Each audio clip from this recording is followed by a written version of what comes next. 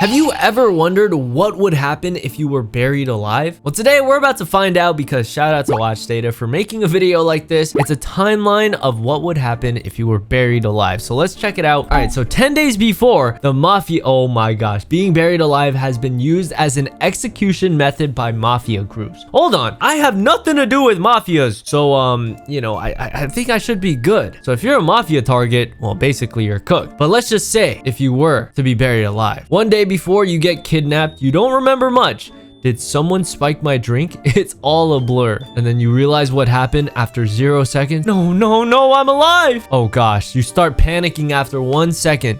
Panic, but just for 1 second. But there's no time for that. Holy crap. Screaming for help. Maybe someone putting flowers in your grave can help you. After 5 seconds, increased heart rate. Maybe a grave like next to mine, but I doubt they're gonna go ahead and, bury me in a graveyard. They're probably gonna bury me somewhere that no one can find me, right? After 10 seconds, increased heart rate. When you're under stress, your body releases cortisol that increases heart rate. Uh-oh. After 20 seconds, you take slow, deep breaths. A person can live in a coffin for over 5 hours, but only if they manage their air wisely. Dude, how would you guys be breathing? I'd be like, slow release, slow release. No, I wasted a little bit too much. After 50 seconds, agonizing silence. The only thing you can hear is your breathing and rapid heartbeat.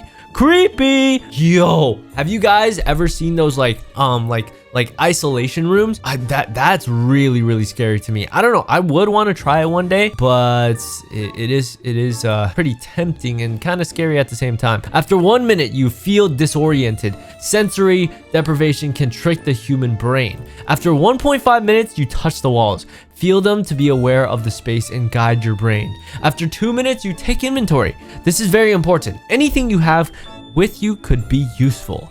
And after 2 minutes still, don't light up matches or lighters. Well, obviously, you're gonna end up burning yourself and, take up all the oxygen.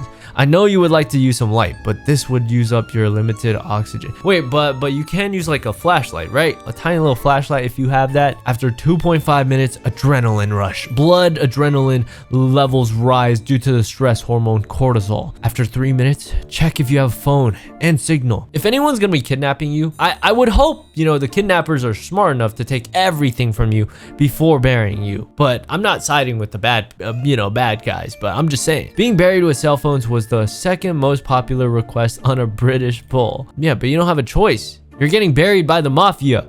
After 4 minutes, search for dead ringer. Some old coffins had a rope that rings a bell to alert that you're alive. Whoa, I didn't know that was a thing. What the heck? Okay, still after 4 minutes, to tap the lid of the coffin. You can use, for example, a belt, shoe, a watch, etc. Maybe someone hears you. After 5 minutes, discomfort. The medical term for fear of being buried alive is taphophobia. Claustrophobia. Approximately 2.2% of the population experience a fear of enclosed spaces. Guys, I never had claustrophobia until very recently. I just hate the thought of being stuck in a little room. It feels so uncomfortable. 2.2%. I guess I'm part of the 2.2% now. After 5.5 minutes, hyperventilate. You're feeling stressed and hopeless.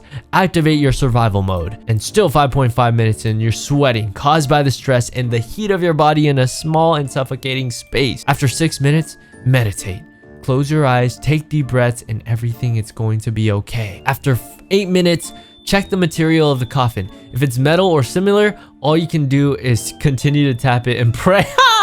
No way. So if it's metal, you're basically cooked. Well, if it's wood, press it. You might be able to gauge the weight of the dirt above by creaking of the lid. After 15 minutes, punch the walls. Do it in the center because it will be the most fragile part. After 30 minutes, oxygen decreasing. It's getting harder and harder to breathe as the oxygen levels deplete. After 40 minutes, dehydration.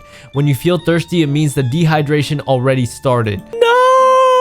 That's gonna be the worst thing ever. But guys, this might be too much information, but I have a really small bladder, so what do? Am I just cooked? Do I just Do I just have to drink it? No, no, no. That wouldn't be smart because that would make me want to pee more. But then again, it's like recycling. No, no, no, no, no. Nah, I don't even want to think about that. After 45 minutes, headache. One of the first signals of dehydration because your brain shrinks. 50 minutes, fatigue. Your brain is working harder because of the stress and lack of oxygen and water. Oh no. After 1 hour demotivation, it's normal to feel sluggish and lazy because your body is deprived of vital stuff. And keep in mind, guys, this is only 1 hour in. After 1.2 hours, continue punching. Soon you'll manage to create a hole in the lid. Pray your family bought a cheap coffin. Ooh, I guess in this case, like if you do get buried on accident, thinking, you know, your family thinking you were dead, then in that case, yeah, I hope they hear you. After 1.3 hours, but who's gonna stick around 1.5 hours or like one hour after the funeral? Take off your shirt. Rearranging your wardrobe in such a small space requires some strategy. Uh-oh. Put it on your face. Your shirt can be used to protect you from the suffocating on loose earth. All right. Nausea after 1.4 hours. Emotional stress such as fear can make you feel nauseated. Kick the lid.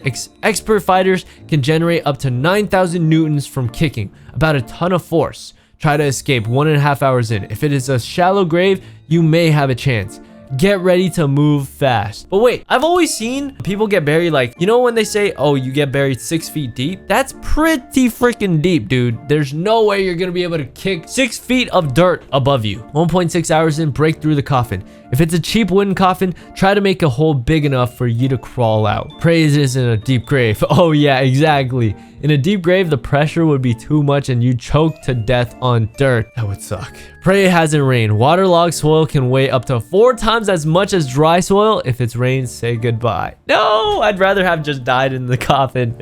Move like a worm. Kick the falling dirt to your feet and stand up quickly. This is your only chance. 1.7 hours in, failing that, of course, if it's a sturdy coffin, you wouldn't be able to break through it. Oh no. 1.8 hours in, you start crying. Being buried alive is one of the most common phobias. Now you can understand why.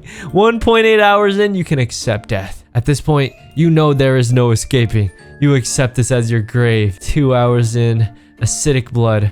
When you breathe too much CO2, it creates carbonic acid in your bloodstream. Yikes. 2.5 hours in, muscle twitching. Acidic blood and anxiety can cause twitching by releasing neurotransmitters.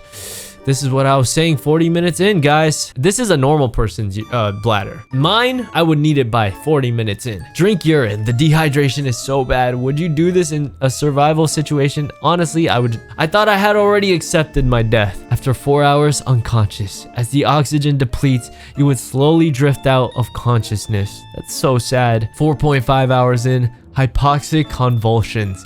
The muscle twitches would develop to full body shakes and foaming at the mouth. 4.8 hours in, brain damage. As your brain loses oxygen, your cells start dying rapidly. After 5 hours, death. Eventually, your body is so deprived of oxygen that you would asphyxiate to death. Oh no. After 12 years, it would take up to 12 years for all of your flesh to decompose. Just horrible. Guys, that is so sad, man. I'm not trying to die like that. That's gotta be one of the saddest and like horrible ways to die. Unless, you know, I was already in a really bad health condition and, you know, I was just about to die, but not dead yet. And they ended up burying me. At that point, I wouldn't even try anything at that point. I just wake up and be like, all right, I deserve this.